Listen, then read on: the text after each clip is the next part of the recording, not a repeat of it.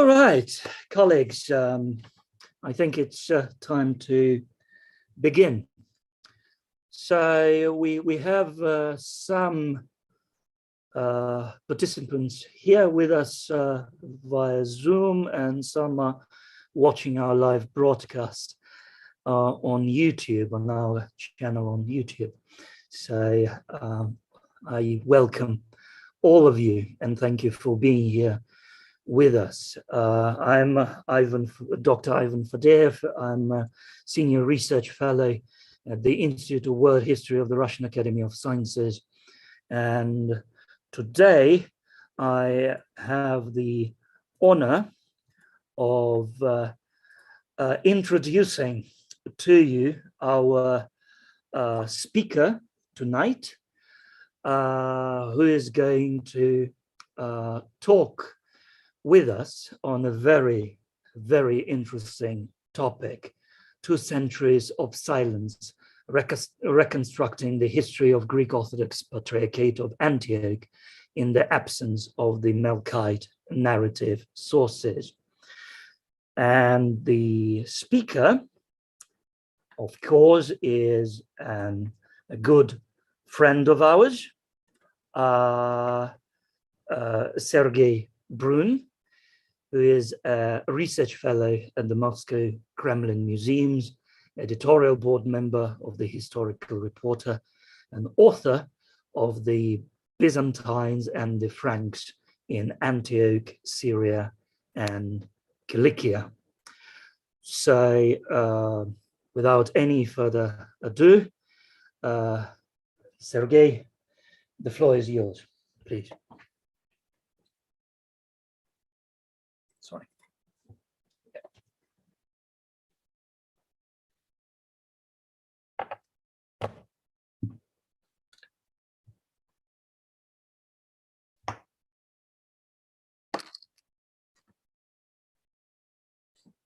Well,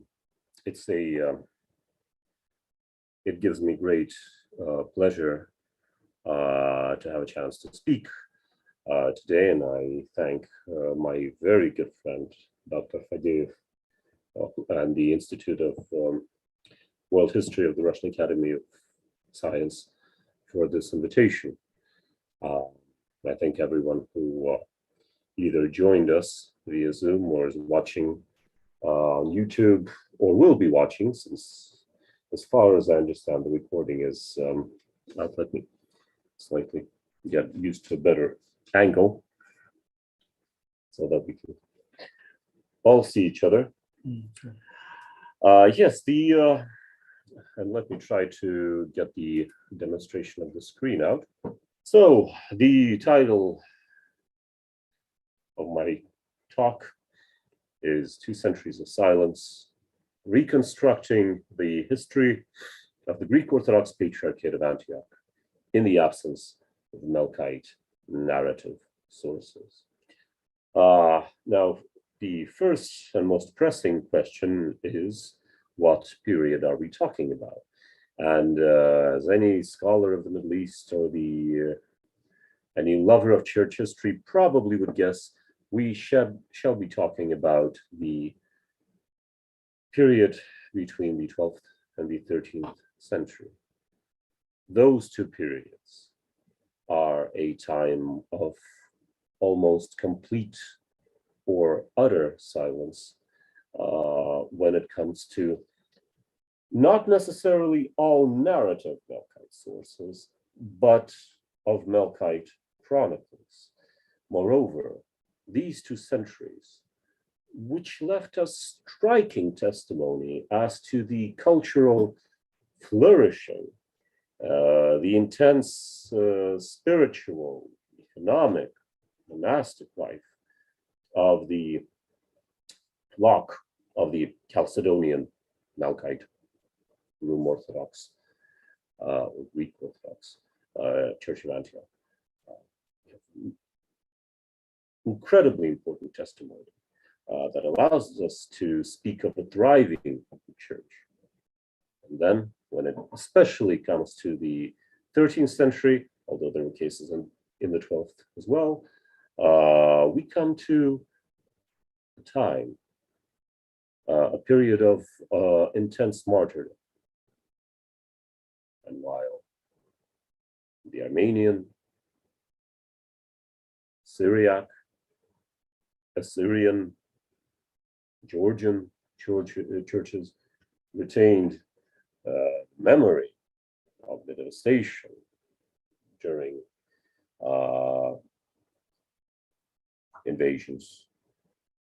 They retained the memory of genocide. They retained the memory of martyrs to a greater or lesser extent.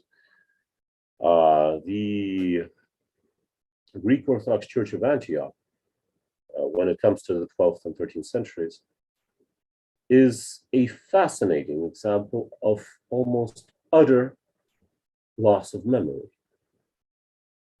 A period when basically the surviving remnants of the Patriarchate of Antioch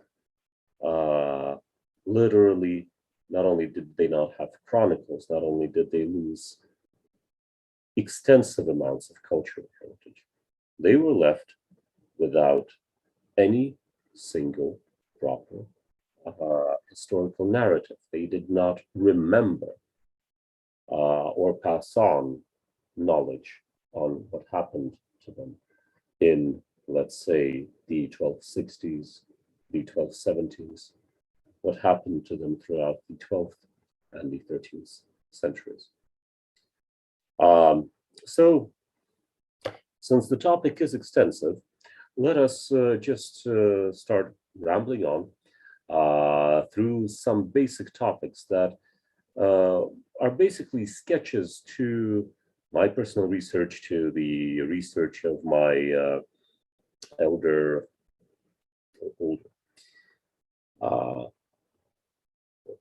I should properly say superiors in the best academic sense of the word. That does allow us to speak of the history of this chapter in the history of Middle Eastern Orthodoxy, Middle Eastern Christianity.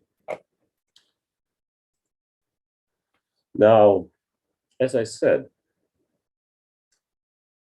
what transpired in the 13th century was a series of conquests, of completely devastating raids, of punitive campaigns launched by the Mameluke Sultanate of Egypt that led to the destruction of the Crusader states, the Latin East, which led to the destruction, and by destruction, I mean the utter and complete destruction of Antioch itself, of its central shrines, including the shrine of the Eastern shrine of the Holy Apostle Peter, where his bishop's throne was kept, on which the patriarchs of Antioch reside.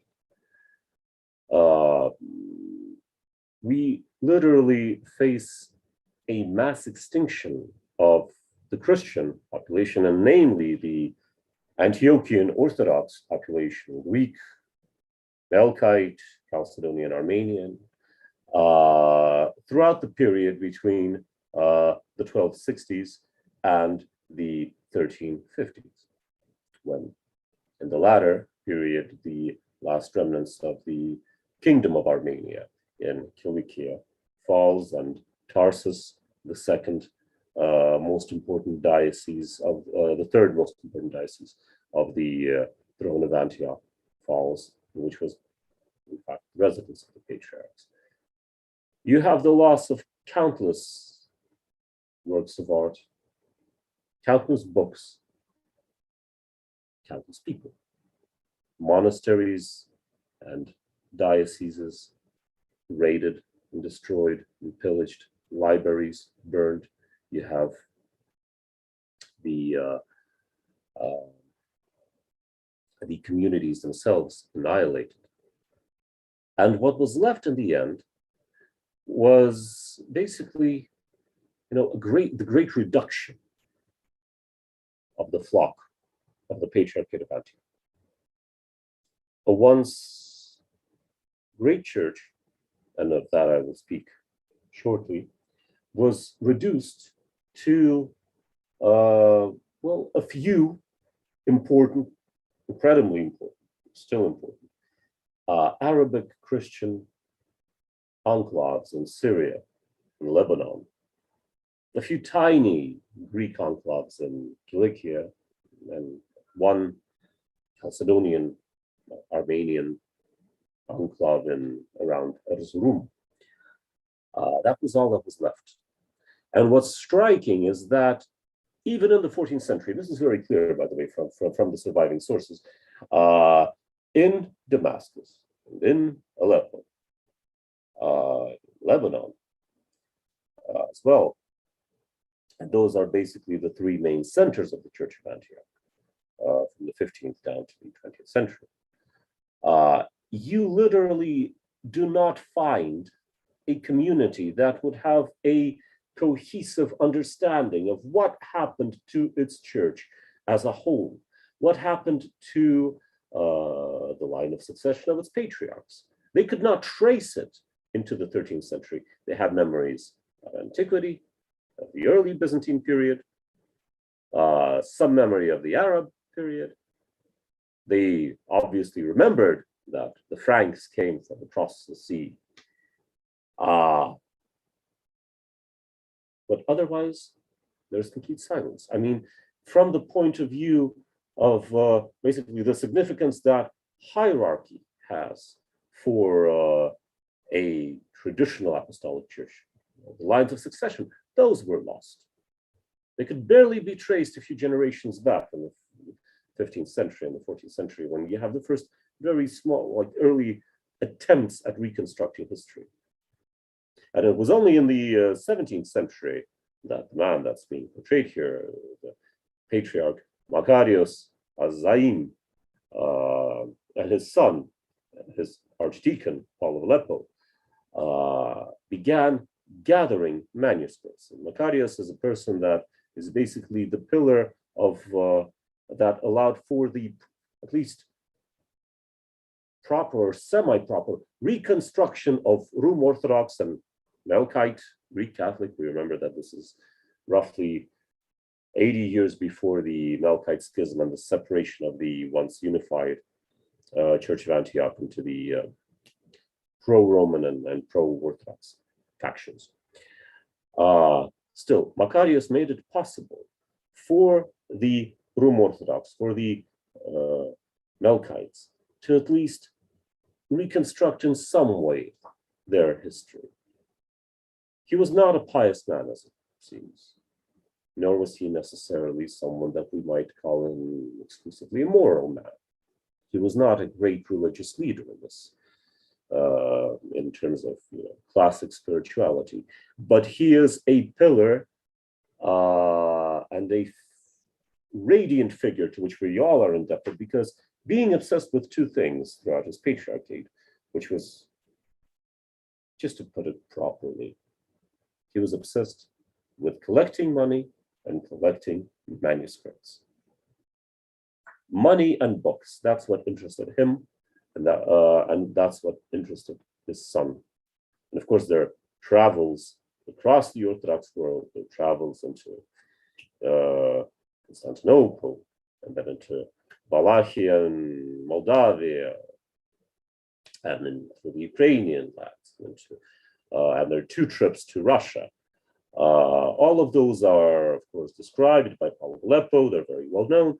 But what is more significant to us is that closer to home, in his own patriarchate, Makarios would travel from diocese to diocese, and he would examine books, and he attempted to reconstruct what happened. But even Makarios and Paul of Aleppo leave us a shred. They leave us a few phrases with regards to the 12th and to the 13th century. The 11th century, they, through Greek sources especially, they got reconstructed in a very proper and cohesive way.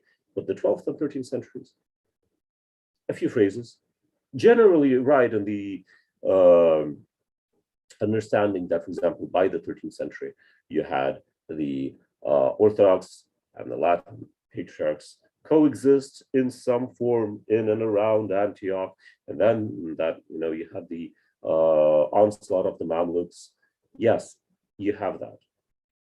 But it's only a few phrases that is completely insufficient in terms, and disproportionate if you take into account the intensity of religious, cultural, political, and economic life of the Church of Antioch in the 12th and 13th centuries.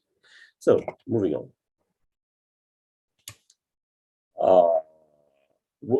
There is a very fine line that goes down from Macarius, Azaim, and Paul of Aleppo, from Macarius the third and from Paul of Aleppo, to,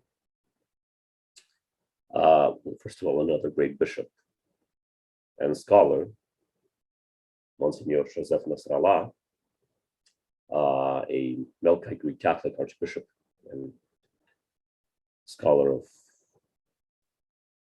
the highest order, who was responsible for the Western European Paris-based archdiocese of the Melkite Greek Catholic Church, and who brought together basically the first full compendium of Melkite literary sources. His 3-volume book, The Literary Movement Among the Melkites in the Patriarchates of Alexandria, Antioch, and Jerusalem, published in French, is basically,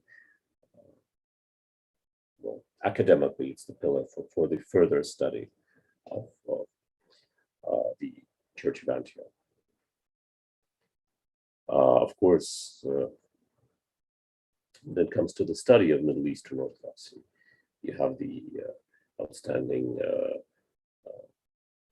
Austrian-German scholar, Klaus Peter Todd, with his works on the Patriarchate of Antioch. You have Konstantin Alexandrovich Panchenko, the author of the book Middle Eastern Orthodoxy from the Ottomans to the 19th century. From Suleiman the Great, 1816. And an author of a whole series of other works published in both Russian and English. You have several incredibly important translators, several of them, and it's a pride for Russian academic institutions that some of the leading scholars in the study of Middle Eastern Orthodoxy hail from Russian institutions and universities, that being Timur Karayev, Sofia Moiseyeva, and of course, as translators and commentators, and pertaining to the later period, Taras Kabishanov, you have Dmitry Zhantiev, and of course, Father Alexander Traeger, a wonderful priest and scholar and translator, author. And here we come to two very important collections of works, collections of narrative sources that were published in Russian and English throughout the last years.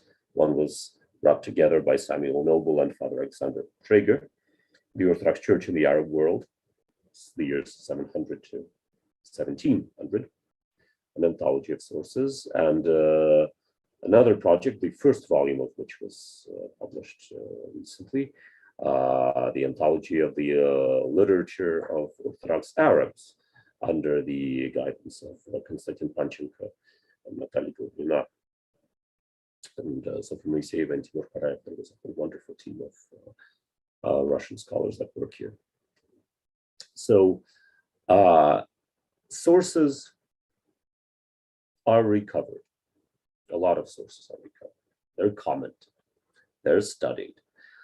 We have a very clear understanding, more or less, of the history of the communities and the dioceses of the Patriarchate of Antioch, and of history itself of the entire church, to a greater or lesser extent.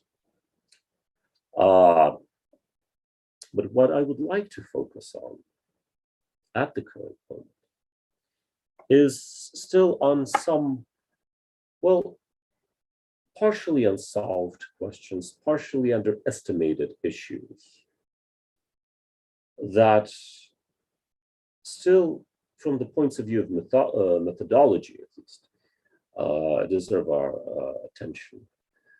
Because unfortunately, and we all have that in all of our respective disciplines, the greatest enemy of the historian is perhaps the hallowed stereotypes that prove surprisingly vital and still hang on in some narratives and let alone school books. You do have stereotypes. Well, take the Great Schism of 1054 as the pivotal point in the separation of the Catholic and Orthodox churches. That's just one of the examples of in some ways, a non-event that still moves from monographic study to monographic study, from article to article. So let's address the few issues that have to do with the study of the Church of Antioch in the 12th and 13th century that directly address the issues of basically the fates of Middle Eastern Christianity, the loss of heritage of Middle Eastern Christianity, and the loss of memory when it comes to Middle Eastern Christianity. Now, the first stereotype that I think we should address is basically the perception that since the 7th century, since the since around 634, 638, when the Muslim Arabs, under the leadership of Abu Bakr and then Umar and Khattab, began launching their offensive against the Byzantine Empire, that since the onslaught of Arab Muslim domination, you have three churches of the Pentarchy: the patriarchates, the ancient patriarchates of Alexandria, Antioch, and Jerusalem, as this weakened triad of churches, this weakened trio, weakened by internal schisms, the Miaphysite, Chalcedonian schism, to a lesser extent the Nestorian, quote unquote, also rather anachronistic term, but still, schism from the 431, and of course the Miaphysites, 451. So you have churches weakened by inner schisms, which were of course there. You have churches living under Muslim domination. You have this trio, once again, let me emphasize this trio or triad that you have being regularly portrayed, of weakened Christian enclaves and three patriarchs that show up usually as a single entity, being far weaker than Constantinople, being far weaker than Rome, and constantly appealing to Constantinople later on in the 16th and 17th century, to Moscow, basically three beggar patriarchs. It's not an underestimation. They're often portrayed that way.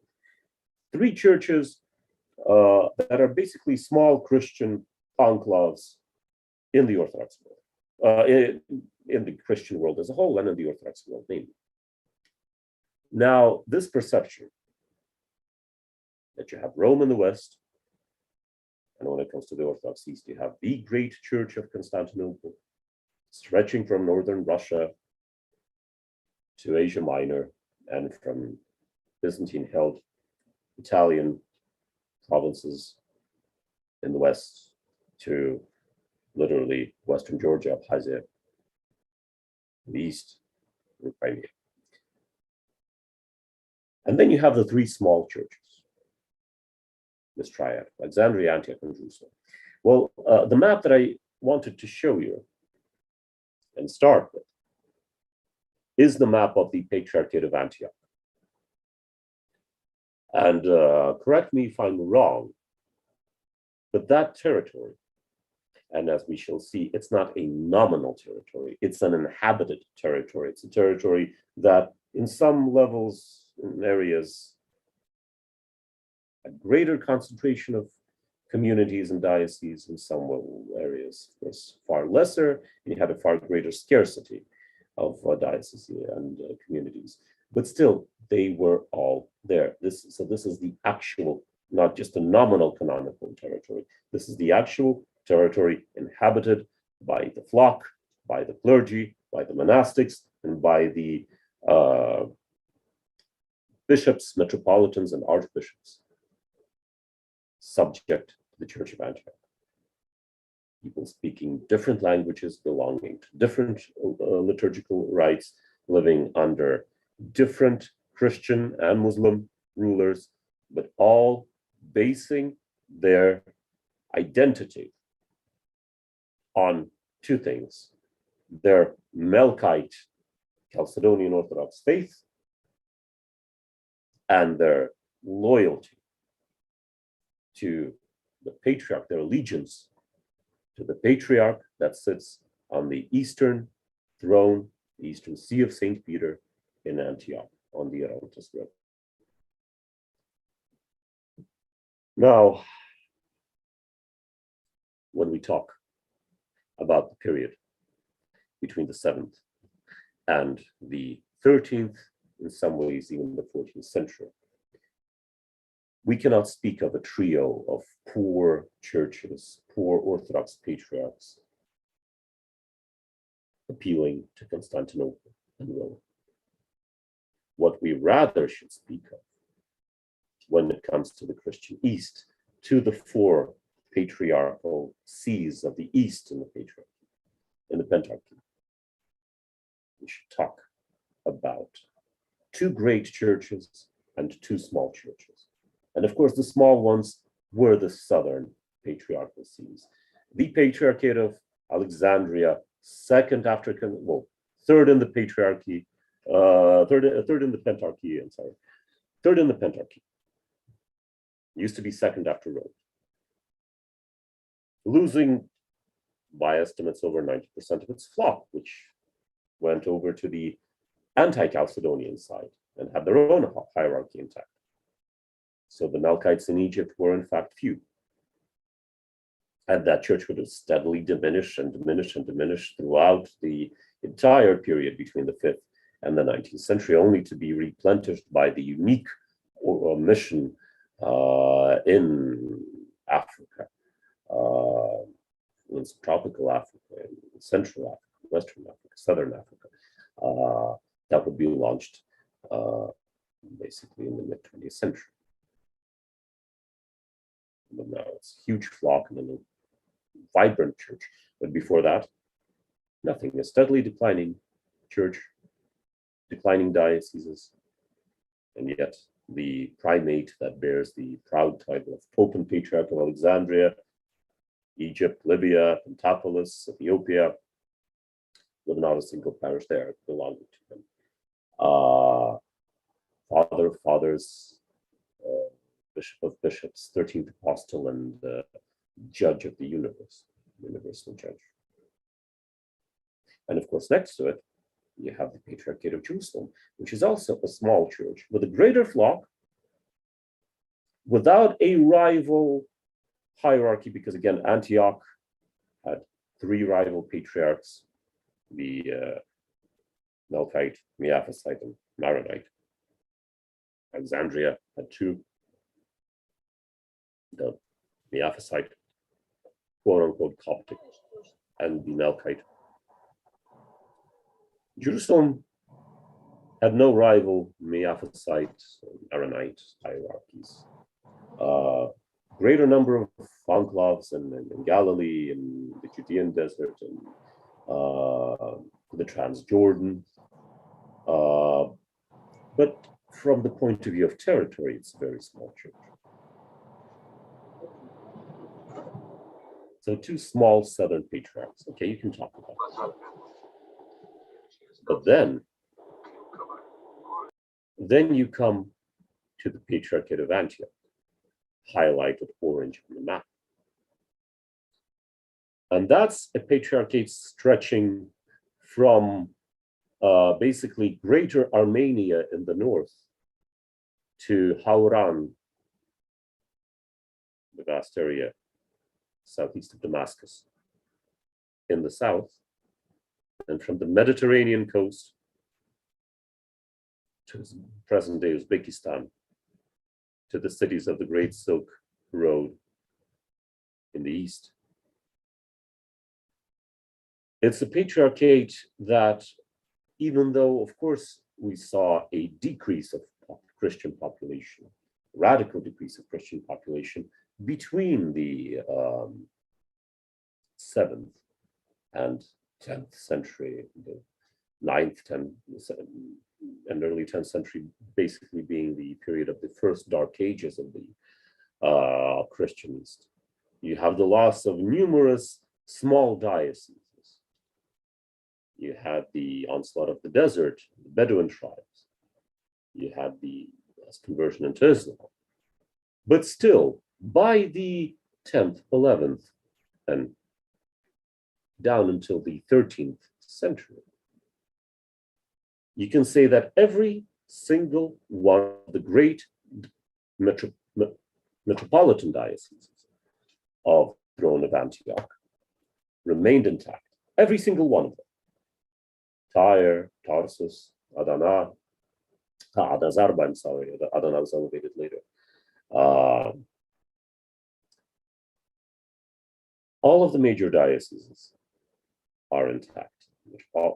Some are, especially after the Byzantine reconquest of the northwestern part of the Patriarchate of Antioch, were even elevated in status due to their importance.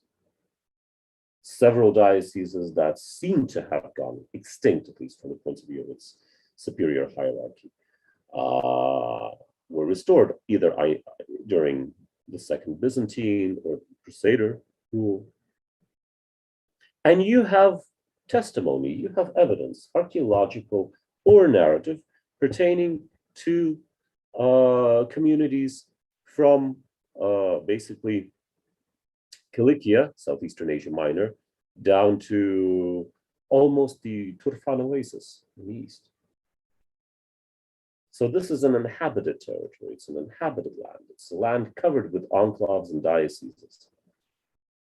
Moreover, I highlighted Georgia in crimson, and of course the issue of the Georgian Orthodox Church right now does create some problems because of, let us put it in a respectful way, sometimes, and we see this in some circles, nationalistic fantasies and narratives do get the better of some certain circles of historians and just the number of publications and papers being forwarded. So the issue of Georgian autocephaly is, in fact, one of the heated issues at the moment.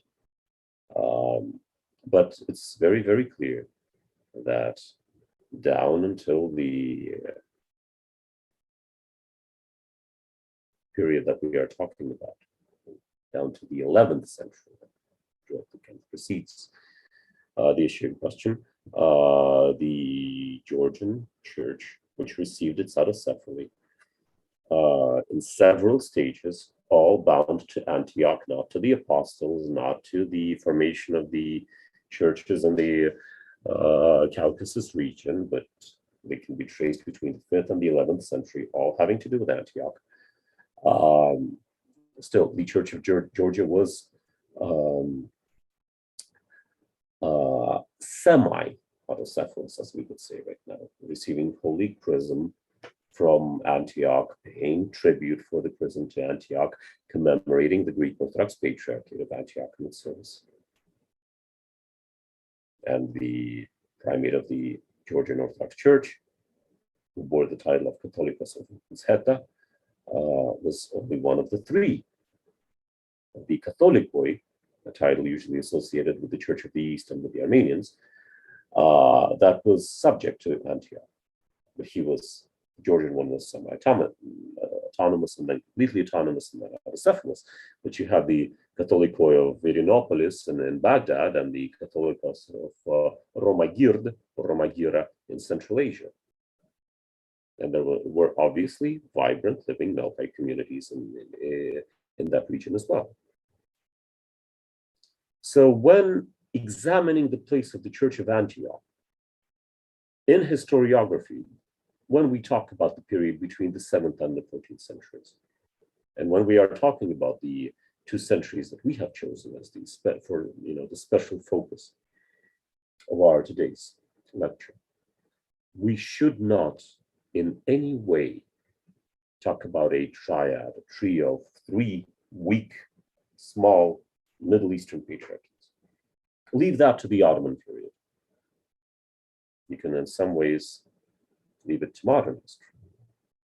But that does not pertain to the medieval Christian Middle East. We should talk, when examining the pentarchy of the great Latin Church in the West, of 2 small southern weakened Orthodox patriarchates in Alexandria and Jerusalem, with Alexandria being by far the weakest.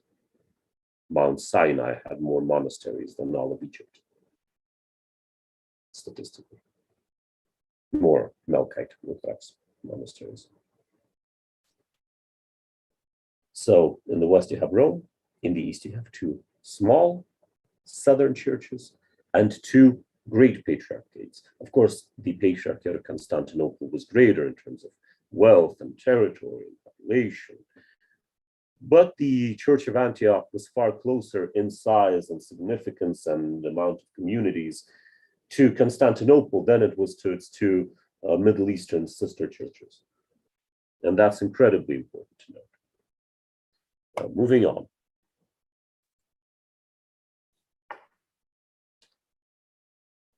When discussing the issue of sources, the Church of Antioch is in fact a church whose voice is a solid historic narrative, as a resounding continuous narrative, historic or ahistoric, but with its own clear identity, was completely lost to us. And we can say that in some ways, the Church of Antioch was too heterogeneous and too vast to even have a solid voice being formed. In my research and in my dissertational study and my upcoming book that we'll talk about later, if time permits, I addressed the issue of basically Byzantine, this juxtaposition, in fact, between Byzantine, or rather Constantinopolitan orthodoxy, political orthodoxy, popular term, and the identity of Middle Eastern Orthodox, of Antiochian Orthodox. One in faith, but different in their approaches to rites, liturgical rites, to their identity. It's a very popular subject and one that has been mythologized in some ways, turned into this kind of myth, especially in light of the 18th, 19th, and 20th century struggles between Greeks and Arabs in the Middle Eastern patriarchates. Professor Panchenko brilliantly debunked the kind of Arab versus Greek narrative pertaining to the Melkite schism of 1724-29, for example, that the Arabic nationalistic factor had in fact not even been there at the time and had nothing to do with the struggle in question. He brilliantly proved that. I'm looking at an earlier period in this regard, because of course, in the light of the Melkite Orthodox polemic of the 18th, 19th centuries, in the light of the Arab-Greek Orthodox polemic, you have some authors fantasizing, and I can put it in no other way, just literally fantasizing and making up stories that, well, you see, the Melkites were different, very different to the Rum, to the Byzantines, and they saw themselves differently and they behaved differently. And Of course, that is true. However, when we talk about something that I prefer to use as a term that I'm trying to introduce, the first Constantinopolitan captivity of the Church of Antioch, which is not the period that followed the Melkite Schism in the 18th century. That's the second captivity, when we have patriarchs of Antioch literally just being chosen by the ecumenical patriarch of Constantinople and by authorities, Ottoman at the time, that ruled the former Byzantine Empire. Now I'm talking about the first Constantinopolitan captivity, when after the Byzantine reconquest, the campaigns of the 10th and 11th centuries, Emperor Basil II basically completely annihilated the autocephaly of the Church of Antioch in all but name. From the Patriarch of Antioch during the course of 2 centuries, since 996 down to 996 to 1206, for 210 years, would be a man belonging to the great Church of Constantinople, chosen in Constantinople by the emperor and ordained by the ecumenical patriarch. That's the same period when, during the Byzantine reconquest, the Church of Constantinople, the Byzantine emperors, confiscate major relics of the Church of Antioch. You have the Holy Mandilion being brought away to Constantinople, the Holy Keramion, the mirror and blood-bearing icon of Christ from Beirut. You have the sandals of John the Baptist, hair of Christ from Hierapolis.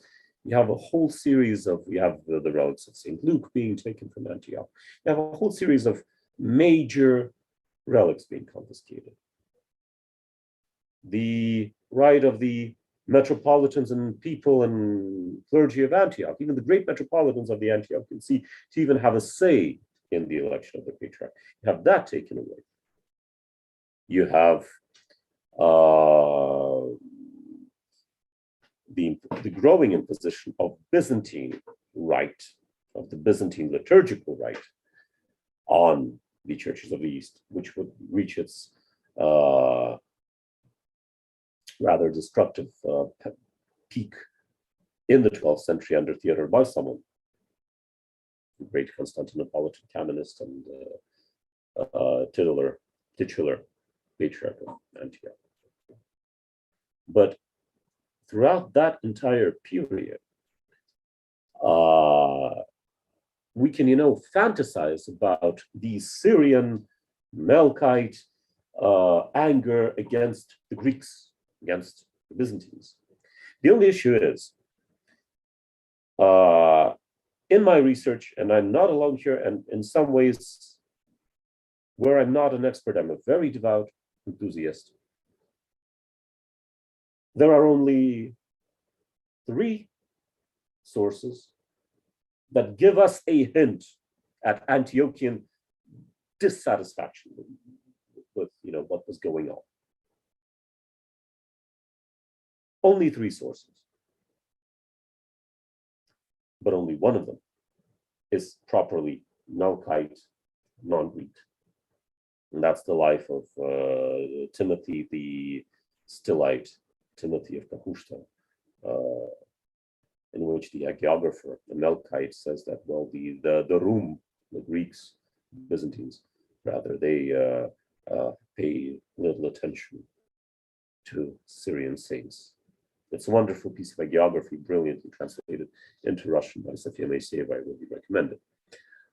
The life of Timothy from Kahushta, Timothy the Stylite, Timotheus. Now, that's the only Melkite, like direct Melkite source that says that they were unhappy with what was going on. There is indirect evidence as well, but that's a whole other issue.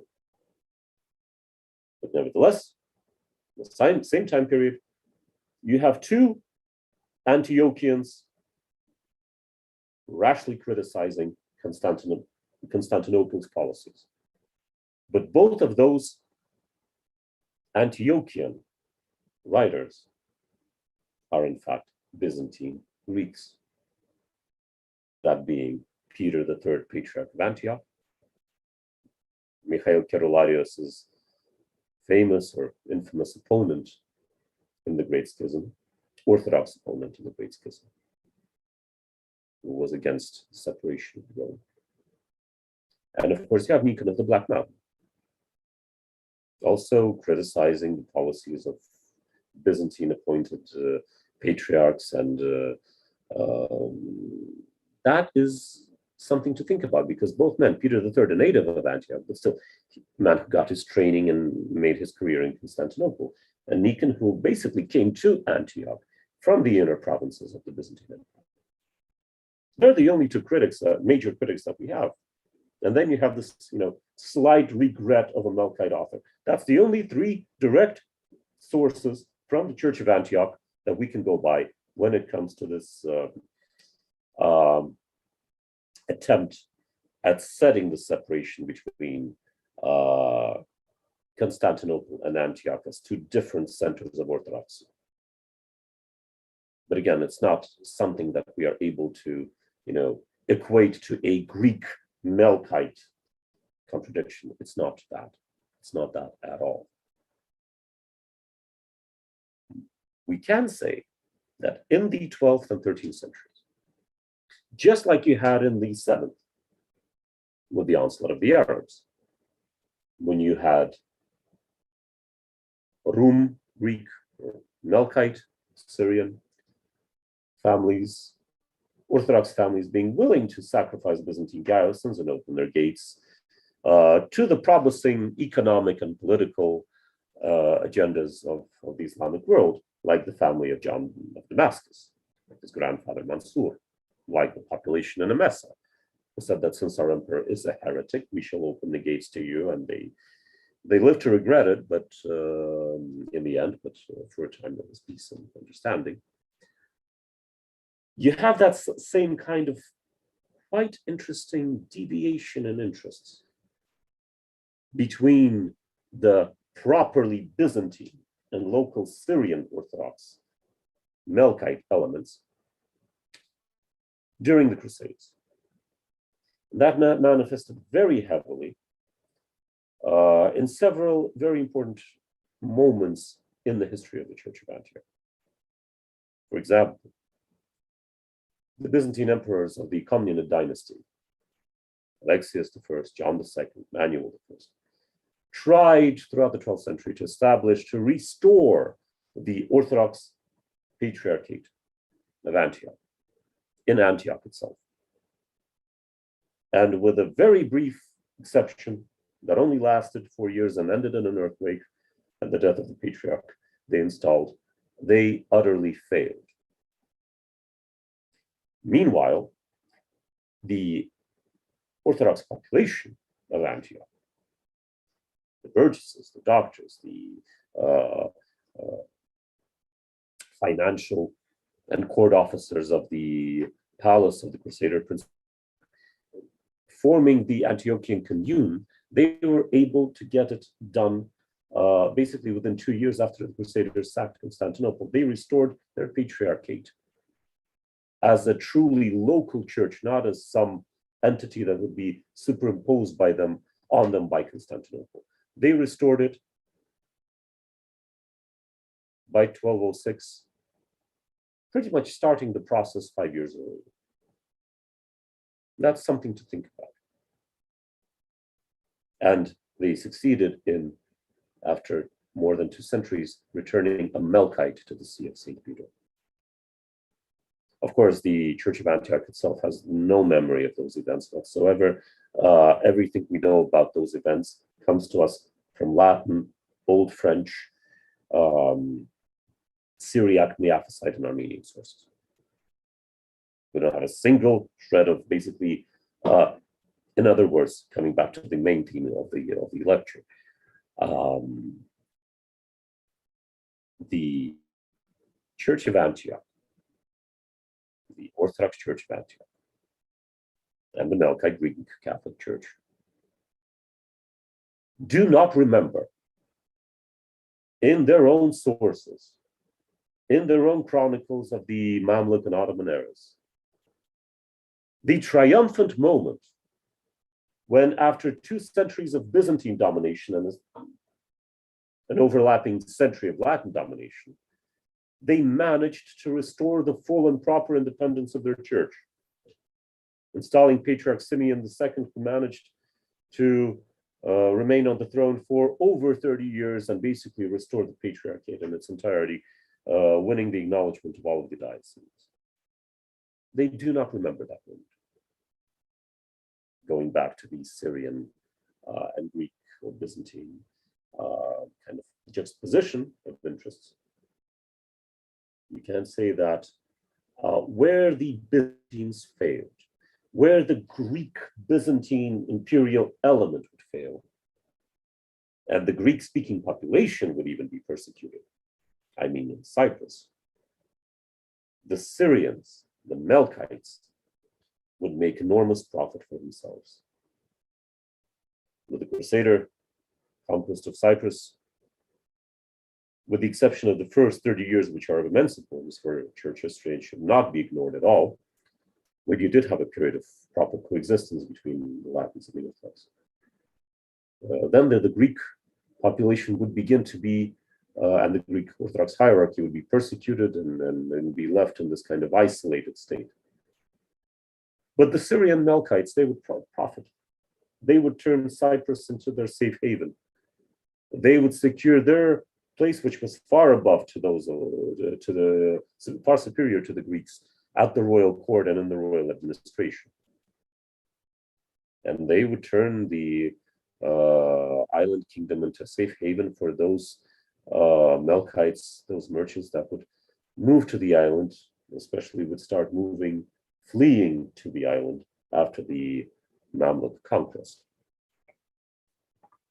So going by the points that we have already discussed, one myth that we should address: never talk about the Church of Antioch between the 7th and the 13th, 14th centuries as one of the 3 small Oriental patriarchates. It was a great church, but it was the 3rd greatest church of the hierarchy, of the Pentarchy. The 3rd greatest in number, in significance, in territory.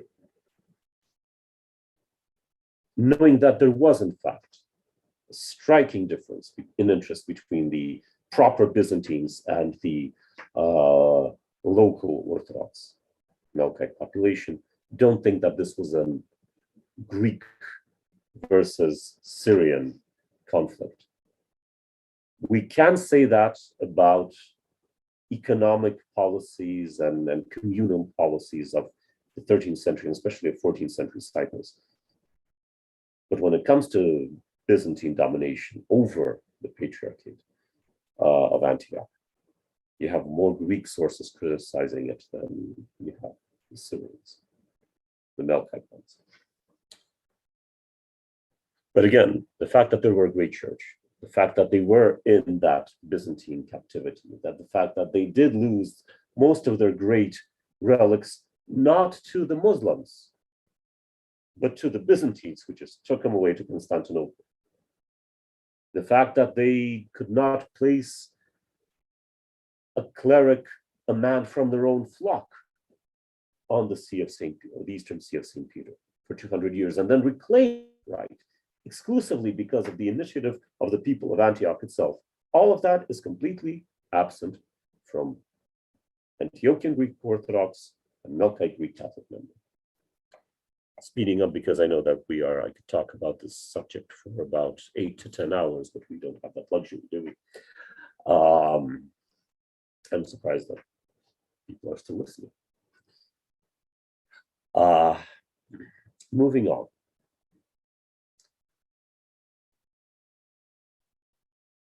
There is the perception that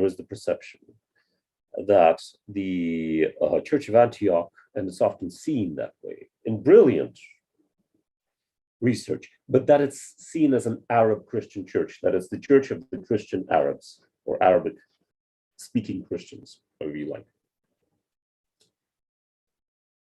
That's both true and false, because even the map that I showed you is highly indicative of the fact that it was a patriarchate that included Greek-speaking Byzantine or Rome communities of the Byzantine Rite serving in Greek-speaking Greek to a greater or lesser extent. Of course, you do have the Syriac and Aramaic, Arabic-speaking Christians. Again, that's one of the greatest cultural impacts of the Islamic conquest, isn't it? They were the only ones, Arabic. The Romans sat in Syria for 700 years. Latin never managed to take the place of Greek. It was only the Arabs and the Arabic language that managed to supplant the lingua franca that was there since the times of Alexander.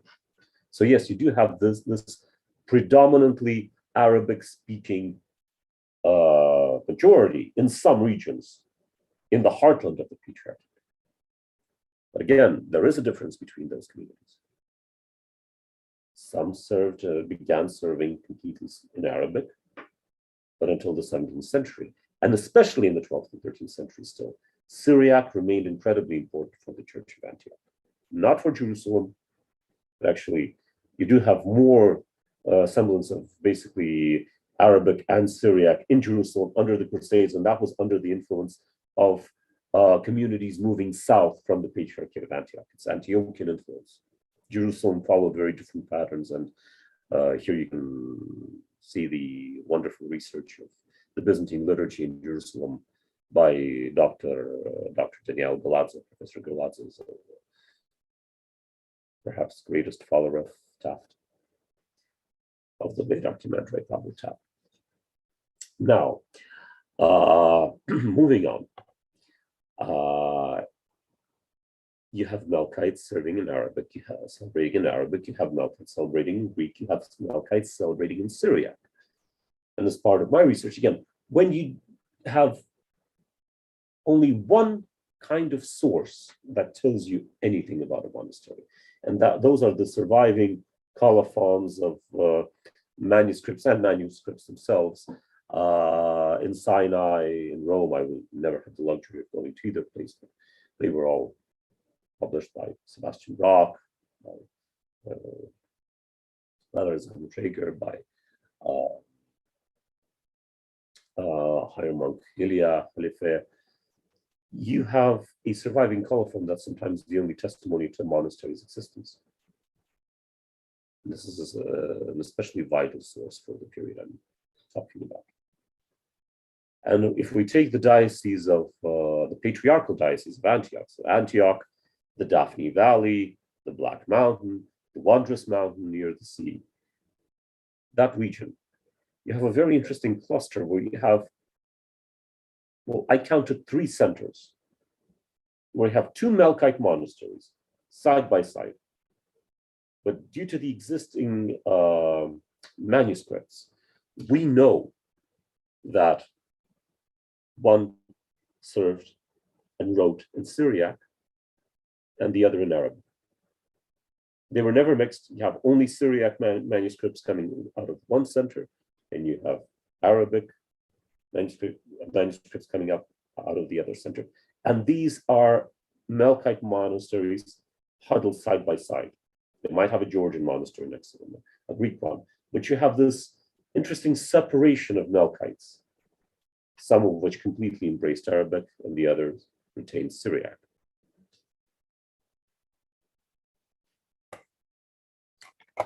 But besides the Greeks and the Melkites, you have to remember that in the Patriarchate of Antioch, you have Georgians, and the Georgian side is actually well studied because the Georgian Hellenists, Saint Ephrem Syria, Saint Arsenius Fecalto, great scholars, some of which would return to Georgia, but most of them, like Saint Ephrem Syria, would stay in and around Antioch. They would stay near their mother church, not in Jerusalem, but in Antioch.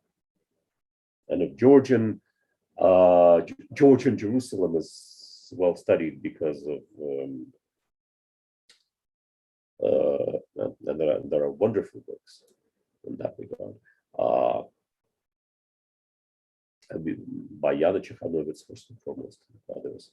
The monastic life in Antioch, and Georgian monastic life in Antioch, is basically an entirely archaeological project, pure archaeology, and we're indebted to the great Vakhtang Jabadze, the late archaeologist who studied, and basically who, through just examining the sites, made very important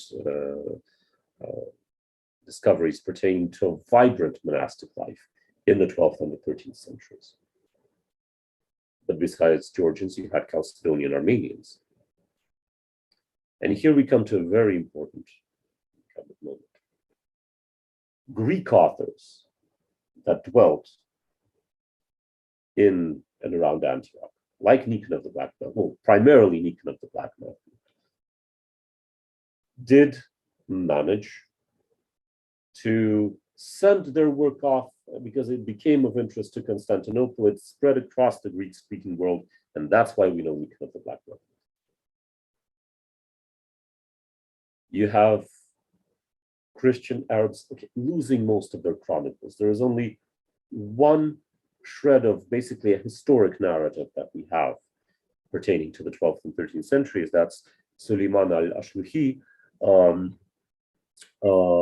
who wrote a qasida, basically poetic lamentation, on the fall of Crusader Tripoli and on the chaos and bloodshed and destruction that the Mamelukes unleashed in the city. So an incredibly important piece that was recently translated with a new commentary in 2020 and published in the Historical Reporter by Konstantin Panchenko. But that's only a shred, and that's a shred written not by a Byzantine intellectual like Nikon of the Black Mountain. That's written by a native of a Lebanese village, which states that probably these enclaves had communities that were educated enough for such a high Arabic poetic narrative. But that's the only shred that survives. Georgian intellectuals, okay, they sent their work to Georgia. It was meant for Georgia. It was copied there. They survived. But what of such center as Cilicia, the king, or Cilicia, some say, and kind of the proper pronunciation, the kingdom of Armenia. Several years back, I was able to publish a work in English in Armenia and in Russian here, Chalcedonian Orthodoxy in the Kingdom of Armenia. And that's basically, and several other works on the matter, it's basically an overview of a thriving Chalcedonian Orthodox presence in the basically Crusader Kingdom of Armenia. That kind of non-Frankish, not entirely Frankish part of Outremer, of the land beyond the sea, of the land east. Because since 1210 and down to 1359, for over 150 years, almost 150 years, I cannot count, the Kingdom of Armenia, in fact, not Antioch, not Constantinople, not Damascus, but the Kingdom of Armenia was the place where the Patriarch of Antioch most often resided, as Nikiforos Grigoras would write in the 14th century. He would reside in Tarsus. Open up any book on Arab Orthodoxy, especially one published by the Patriarchate of Antioch or by the Melkite Greek Catholic communities, and you would find this narrative that after the fall of Antioch, the patriarchs went into exile, and then in 1359, they came to Damascus. So that a 150-year period of the Patriarch of Antioch residing primarily in Tarsus, in the city of Apostle Paul, is completely forgotten. The fact that even though the kings of the Rupenid dynasty, which would succeed in creating a fully independent Armenian ruled, not 99% Armenian, as some historians would like to put it, but Armenian ruled state that would be recognized in 1198 as the Kingdom of Armenia. The Rupenids, King Leon I, they would be fierce enemies of Byzantium.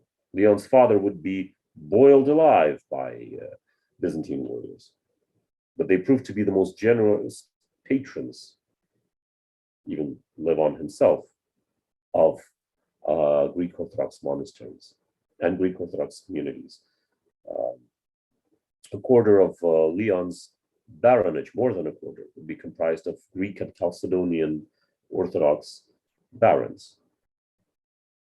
The Greeks and barons of Greek faith would play an immensely important role in the kingdom throughout the 13th century, possibly into the 14th. Hosting two major uprisings against the kings in Tarsus and in Anazarba. Securing the position of their hierarchy, with the vast majority of the patriarchs in the 13th and 14th century either hailing from Cilicia or, if being from, let's say, Syrian, Antiochian, and Lebanese dioceses, they would move to the Armenian kingdom.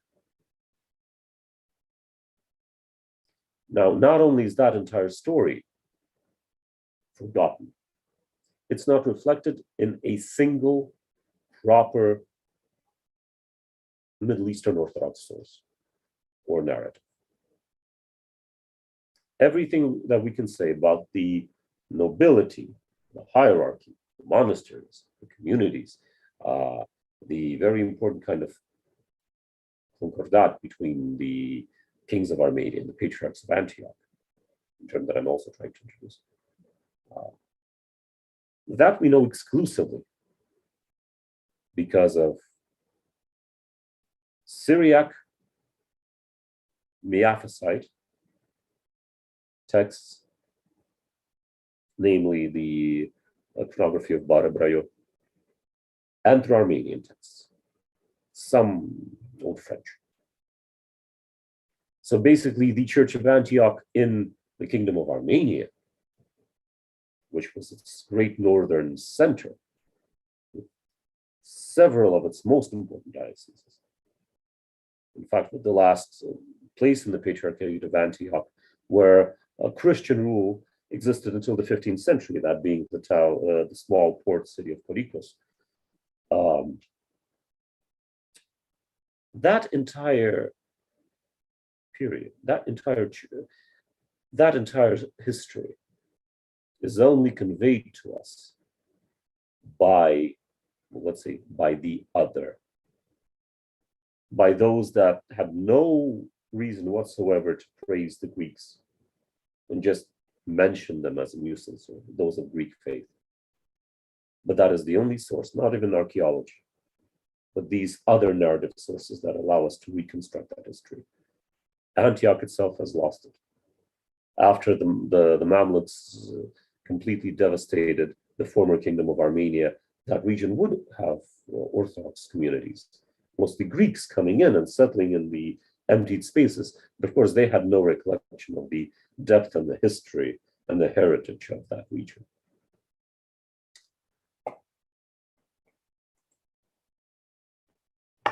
Again, in the Armenian Church several years back, we saw this wonderful canonization of Greek, of the victims of Armenian genocide, of the Ottoman genocide imposed on the Armenian people. You have the canonization of 1.5 million Armenian martyrs, many of them, most of them unnamed, unknown. Now, the Orthodox Church, in fact, does have this kind of idea of, venerating mass martyrs. It's very noteworthy that neither in the Antiochian Orthodox nor in the Melkite Greek Catholic Church do you have, let's say, May 18th, the day that Antioch fell, as the day of liturgical commemoration of the martyrs that were killed for their faith in the city where the Christians were first called Christians, where the disciples were first called Christians, according to the native of Antioch, simply. We know from the letter of Sultan Baybars, who took Antioch, that he had priests and monks being killed on the altars of churches. You have a direct testimony to someone's martyrdom. Throughout the centuries, there was no liturgical initiative to host that commemoration and observe and remember May 18th, 1268, at least in the way that, let's say, Greeks remember May 29th, 1453, the fall of Constantinople. But there is full evidence and full liturgical and historic precedent for that kind of commemoration. And the similar one to be connected with the final destruction of Christian communities in Edessa in 1144, with the martyrs of Tripoli, 1289, etc., etc., etc. The martyrs of Tarsus during its first and second or final sacking by the Mamelukes. You don't find this commemoration at all.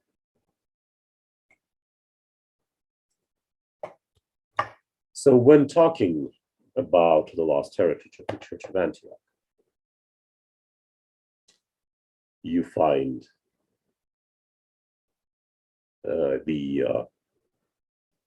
it's not only a few Byzantine intellectuals, a few Georgian intellectuals, and the specks, sometimes precious specks, precious scattered pearls that the Arab Christians managed to preserve. You have lost narratives, the Chalcedonian Armenians in the Kingdom of Armenia, or the communities around Erzurum, Theodosiopolis, that were annihilated in the genocide of 1915. We don't have a shred of evidence, a shred of living historic narrative, a faintest semblance of a chronicle that would describe their experiences. And by the same token, the only thing we know properly about the Orthodox Melkite communities of medieval Central Asia, of Khorasan, of the Catholic Assad of Ramagira, as it was known, is conveyed to us by Latin missionaries like Guillaume de William of Rebrook. Like you have some mentions from Peter III of Antioch, for example, and Milos Toxopatrios, 11th and 12th century Greek writers. But the only source that actually properly describes the life and feasts of Melkites of Central Asia is a Muslim source. And obviously here I'm referring to the works on the calendars and feasts of the various peoples by the great historian and scientist Al-Biruni. He's the only one. He's the only one who managed to at least bring us some information on the life of Melkite communities, let's say in Merv and Khorasan and Kharizm, with their feasts of roses, with their observance of Orthodox Hanukkah, basically. The second cleansing of the temple when the Melkites would wash their churches. All of that is lost.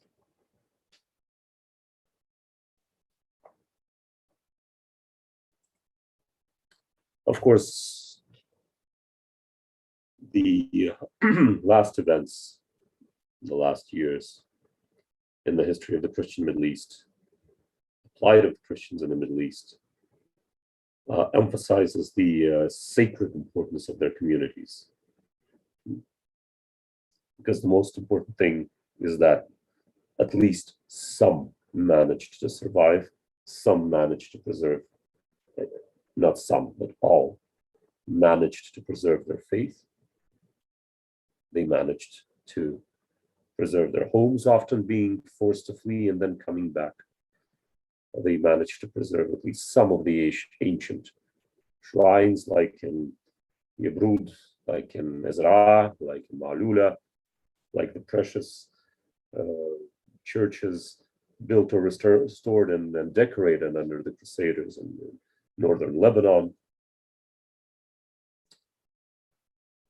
But of course, that only emphasizes the tragedy, the loss, the silent catastrophe bereft of its own voice that still remains out of focus when it comes to basically the great catastrophes of the medieval Christian world. Everyone will go on about 1254, but the events that the Church of Antioch went through is indeed comparable, more than comparable, to the horrible suffering of the Queen of Cities, Constantinople. But it's just not there. Even Christian Arabs will remember the fall of Constantinople rather than the fall of Antioch, rather than the silent death of Orthodox Central, or the fall of the Kingdom of Armenia. That's the tragedy.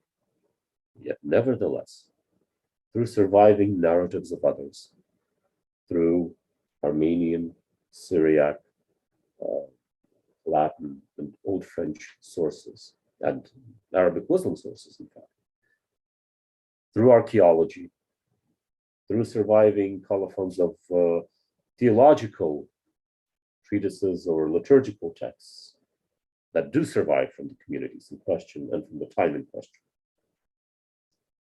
we can reconstruct the image of a vibrant, unique, and truly great patriarchate that became non-existent, that was reduced to a church of precious enclaves, that basically turned into something closer to the stereotype that we discussed. But what's important is to bring that church, its history, back into perspective. And that's something that still has to be done, although the colleagues that I've mentioned, they did far more for the Church of Antioch than I think anyone could ever imagine. Now,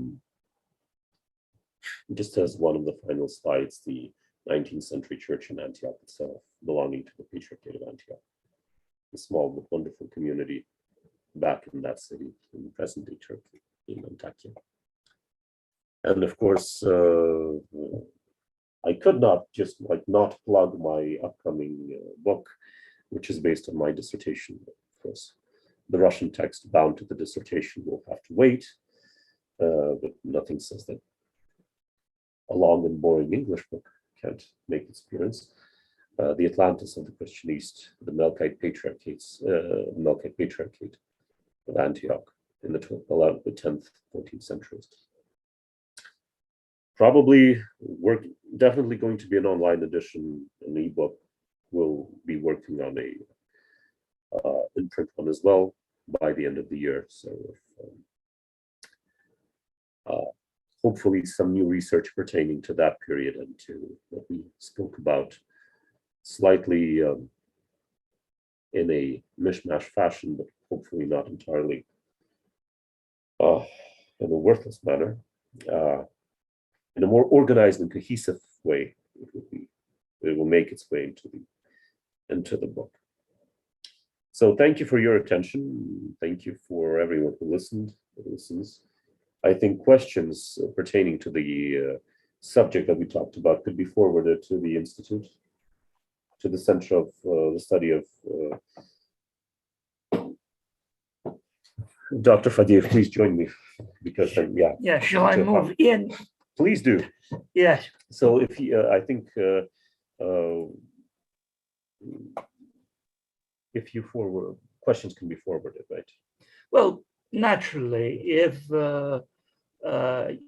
dear friends, colleagues, if you have any questions you would like to ask, to address to our speaker tonight, You can do it right away via Zoom or via the video chat that we have next to our live broadcast. So if there are any questions, please do ask them either in English or in Russian, whichever language you find more convenient. Добрый вечер. А можно спросить? Конечно, можно. Здравствуйте, Мария. Да, здравствуйте, Мария. Очень рад вас слышать. Добрый день, да. Прежде всего хочу поблагодарить выступавшего за интереснейшую тему, по-моему, необыкновенно сложную. По-моему, это примерно как замахнуться на Вильяма нашего Шекспира. Мне кажется, это достойное начало большого пути. А может быть, можно два вопроса даже? Вот Конечно. И одно пожелание. Да. Не хватало подписи к слайдам, конечно, хотя бы на каком-то языке, на русском, на английском, может быть, впоследствии, если будет такая возможность. Первый вопрос. Чем привлекли вас иконы святого Сергия с молящейся женой в черных одеяниях? И какие же из двух столетий вы считаете наиболее молчаливыми? Спасибо за вопрос. Здесь, ну, первый вопрос, он очень простой на самом деле, чем привлекла икона. Икона все-таки прямо связана с Латинским Востоком и писалась все-таки, я здесь предпочитаю атрибуцию надыхелу, который все-таки связывает это с, в общем-то, таким триполийским кругом, условно говоря, художником. Ну и плюс мы должны помнить, что, ну, я не знаю, меня всегда начинает бить просто током, условно говоря, когда я слышу вот термин крестоносные иконы, да, там и так далее, потому что есть, на мой взгляд, вполне здравое обозначение региона, Латинский Восток, куда, кстати, и королевство Сицилийское прекрасно подходит, потому что одно было прямым продолжением другого. Вот. И вот это созданное, ну, где-то в пределах северных сеньорий королевства Иерусалимского или графства Триполийского икона, она, очевидно, происходит с территории Антиохийского патриархата. Никакие попытки ни эту маленькую икону, ни тем более, да не даже там больших Сергия и Вакха с Богоматерью Адигитрию там и в Италию отправляли, и финикийским армянам приписывали. Все-таки нет. Очевидно, я говорю, здесь с Надой Хэллу, с рядом других, с Ярославом Фолдой, абсолютно согласен, что это... Нет, это, если посмотреть на монументальную живопись того же Северного Ливана, это вот этот регион, где мы видим очень характерное сочетание константинопольских византийских, кипрских византийских, сирийских течений.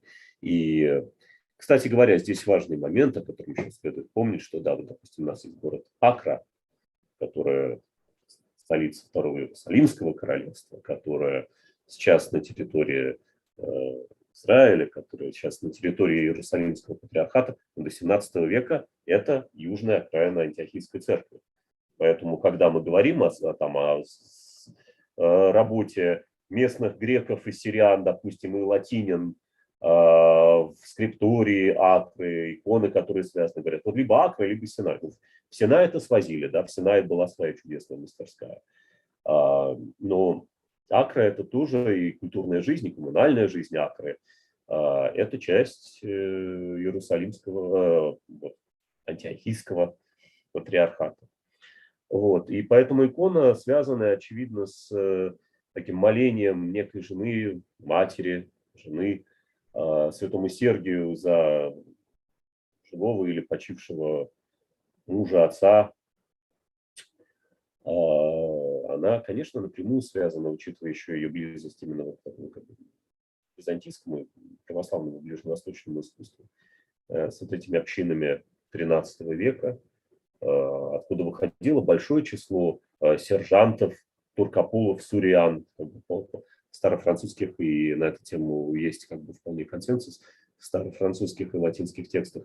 Суриане – это именно мелькиты православные, И эта икона, ее можно воспринимать как такой редкий образ и иконописи этого рассматриваемого важного нам региона, который простирался там. Бог весть, что было в самой Антиохии, может быть, и от Антиохии до Акры, может быть, чуть уже, с захватом Кипра тоже. И памятник вот жизни и быта, и вот этой жены, которые, таких жен можно было наверняка увидеть массу, да, в Триполи, в Акре, в Антиохии и так далее. И вот этих мужей, сыновей, которые были интегрированы абсолютно в жизнь Латинского Востока, как бюргеры, как сержанты, как клирики. Вот.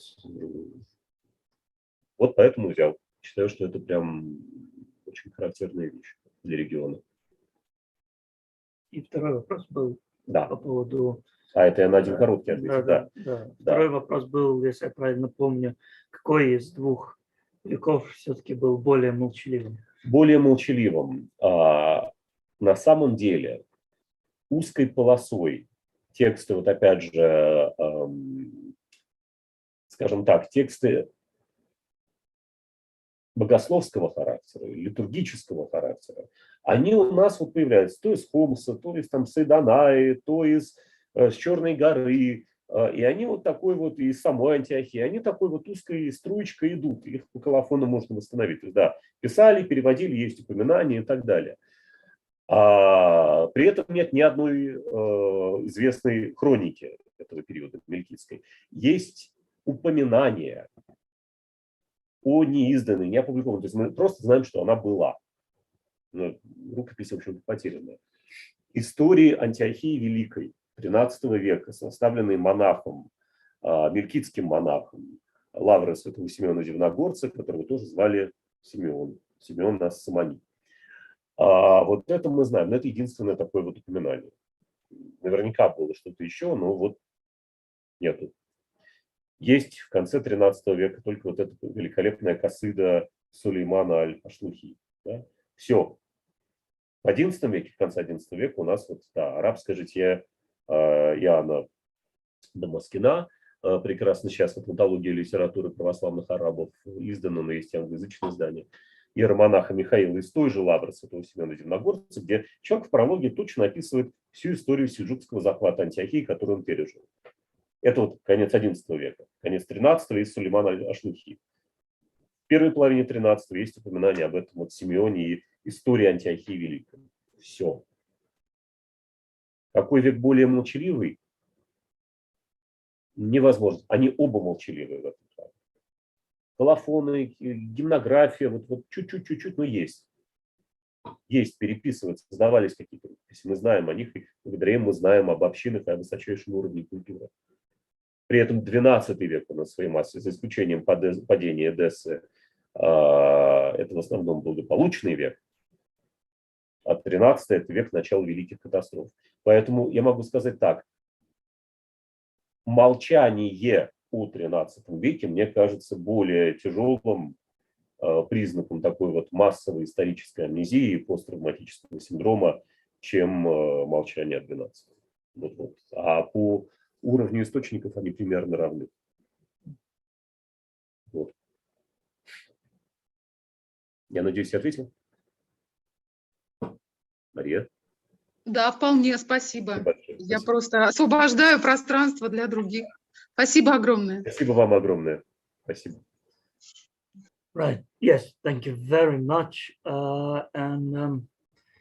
If I may, provided, well, let me better rephrase it this way. If we take into account that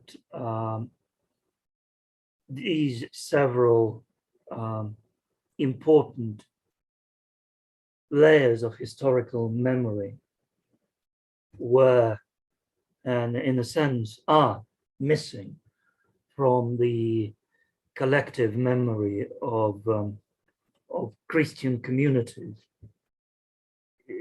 in this region, in the Patriarchate itself.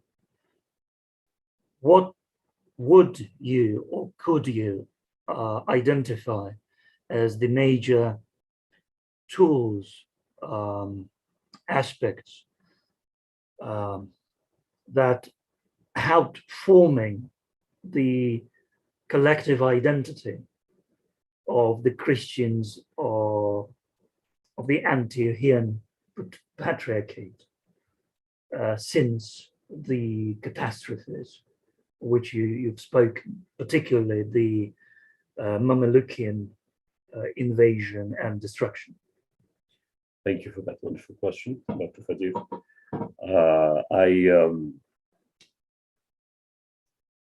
Well, again, it all came down to the very basic issue that was at the core of this kind of semi-formed identity, which was never a clearly defined identity for the Patriarchate of Antioch and for Middle Eastern Orthodox, even in its heyday. And that's the adherence to the Chalcedonian Orthodox faith, and then to a local or grander episcopal hierarchy, to a center, and that's actually the emphasis of the importance of the bishops in the church, because just knowing, what faith are you, what creed you belong to, having just the basics of the faith, and that's the only thing that they've had sometimes to go by, and knowing the bishop who could send you the priest. Mm-hmm. And the entire Melkite proto-Renaissance, for example, Constantine Panchenko calls it, Professor Panchenko calls it, that evolved around those more cultured urban or monastic parishes that slowly began to go back and restore the love to Arabic lore, then Greek lore, and just slowly get together. Mm-hmm. But it all just collapsed and left that one single pillar, the faith, that did not allow them to, for example, get mixed up with the other Christian communities, their own understanding of their Chalcedonian Orthodox, and that tie to the bishop who could send them their priest. Mm-hmm. Those are the only two factors. There is not a shred of any kind of cultural, national element, other element that would be there. Mm-hmm. And what about the liturgical aspect of it, with the Byzantine captivity, shifting from using one language to another? Yes. Changing the form of the liturgy sometimes from its more like a Syriac base and form into a more Greek, more Constantinopolitan form and figure, as it were. So how these changes actually influence the identity of the Patriarchate?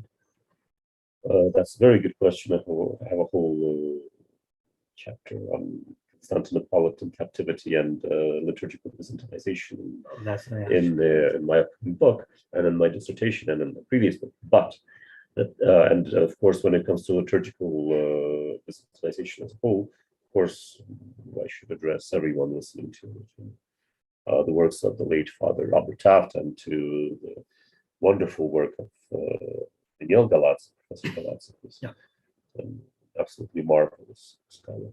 But the thing is, when it came to liturgical Byzantinization, which went hand in hand with Constantinopolitan captivity, so to speak,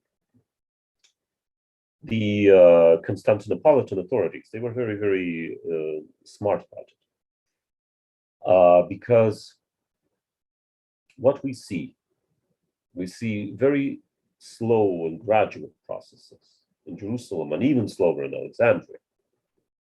But in Antioch and in Georgia, in the 11th century, in one case after the unification of Georgia under the Western Georgian dynasty under Bagrat III, and in Antioch because of the Byzantine conquest for political reasons. You see this mass introduction of the Byzantine rite, the imposition of the Byzantine rite and of Byzantine liturgies, John the Baptist, John Chrysostom, and Basil the Great, which began to slowly but surely drive out the liturgy of St. James and the liturgy of St. Peter, the East Syriac liturgy of Sharar, which was practiced in both Georgia and among the Melkites in Syria and in Palestine. There's an interesting explanation for that by Euphemius of the Holy Mount, an 11th century Georgian writer. He says that the people choose the liturgies of John, Chrysostom, and Basil the Great because they are shorter. So much for the Eastern Christian devotion to long services. The Byzantine liturgy, with its in the form that it existed back then, was shorter than the liturgies. It had a more parade character. Again, even the cherubic hymn, the cherubic hymn would be introduced into the liturgy of St. James, for example, and into the Armenian liturgy as well in that time. So we can certainly state that the brevity, well, relative brevity of the Byzantine liturgy, which was, again, the Byzantines did not insist on serving in Greek. They immediately began translating into Georgian, Arabic, Syriac, Armenian. It was a very important element. Even there is evidence that they would translate into these Sogdian languages of Central Asia. Brief mentions, but we'll have to fantasize about. Now, that had an immense appeal. So you might say that Byzantinization had something akin in its nature to basically Latinization that we saw in the Christian East after basically during the Counter-Reformation era, the Ottoman era, and in Eastern Europe as well. You're introduced to something relatively new, briefer, with a whole new ceremonial kind of appeal to it, which also makes you part of a grander Christian culture than the enclave that you are currently in. Because that definitely had an appeal. Of course, the Byzantines and the Melkites brutally suppressed the Syriac, the Miaphysites. But what's interesting that even if you take Michael the Syrian, he writes about bishops, not in Byzantine regions, but in adjacent territories. Syriac, Miaphysite bishops coming over to the Chalcedonians. That is a testimony of this superimposing cultural and spiritual appeal. So in a certain way, we're talking about the not, let's say, not just ecclesiastical, but ecclesiastical and imperial appeal of the Byzantine, of the Constantinopolitan rite. Yes, to be more precise. Liturgy as the reflection and the direct connecting point of a greater civilization. Yeah. Well, thank you. Thank you, Dr. Fadil. So, are there any questions left unanswered? Let me check the